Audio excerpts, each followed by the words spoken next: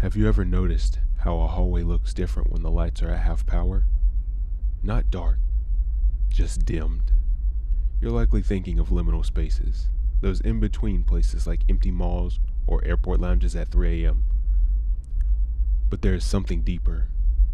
There's a subliminal space. It's the gap between the thought of moving and the movement itself. And once you see it, you can't unsee it. I first noticed it in my own hallway. I was walking toward the kitchen when I realized the sound of my footsteps didn't match my stride.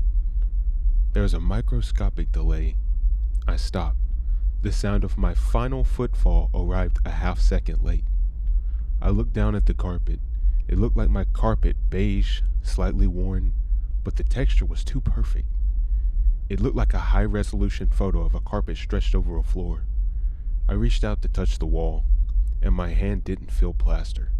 It felt like nothing. Not air, not solid, just neutral, occupied sensation. If you think you're slipping into a subliminal space, look for these markers. The hum. A low-frequency vibration that feels like it's coming from inside your teeth. Static shadows.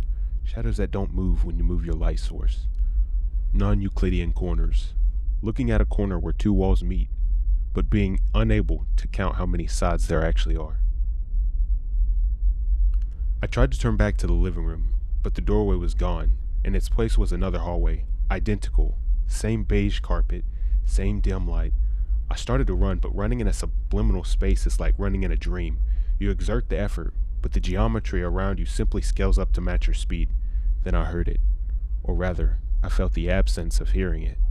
Something was moving behind me, but it wasn't making noise. It was deleting the noise. As it stepped, the hum of the building went silent. As it breathed, the sound of my own heartbeat vanished. It was a predator made of placeholder textures, a human-shaped blur that the world hadn't finished rendering. "Don't blink," I whispered to myself, but even the sound of my own voice stayed in my throat. The space had reclaimed the vibration.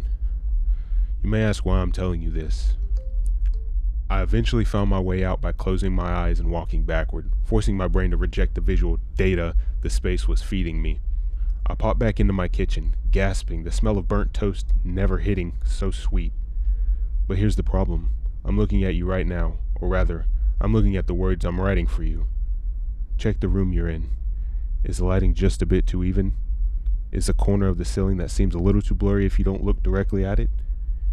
If you stand in a liminal space too long, it becomes a subliminal space. It gets under your skin. Don't look at the shadows behind your door.